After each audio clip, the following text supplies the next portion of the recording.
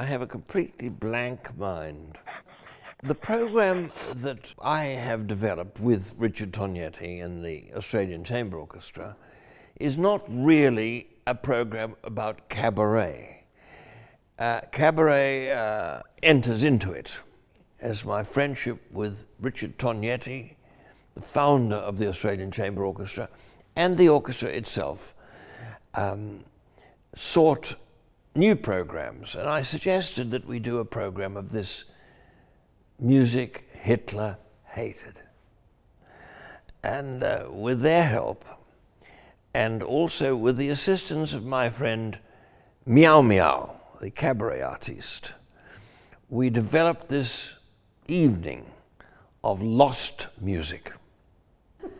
What did Barry wear? A symphony of Boysenberry?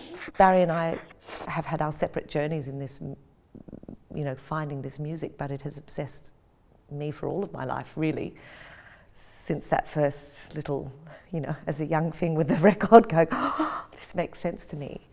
But the pieces that really make my heart race are still, I think, whether, Zura by Johnny, it's such a well-known song, but it is, I've sung it all my life. I feel like it's essential to who I am because it morphs and changes.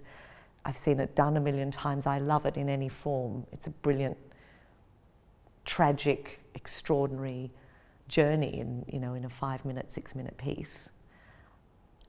The closeness of death and love and the sense of mortality that's in a lot of the work, and speed.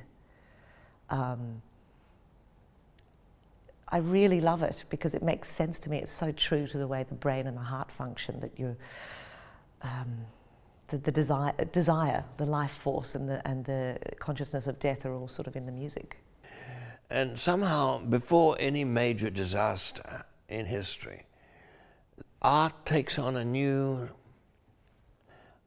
luster, a kind of, suddenly it flares up. And I'm interested always in art before catastrophe. It always excites me and interests me.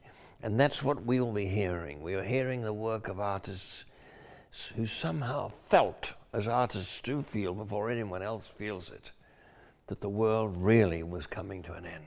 And it's an exquisite evening. There's hilarity in there. Barry and I are completely, ridiculous together. So there's a lot of joy in there. And I think that's important to remember about that period, that it's wild and drug-addled and very serious and very political and pants on head. It's got everything, and that was the spirit of so much of that experimentation within classical music and also popular music. And I guess we're looking at the collision of that.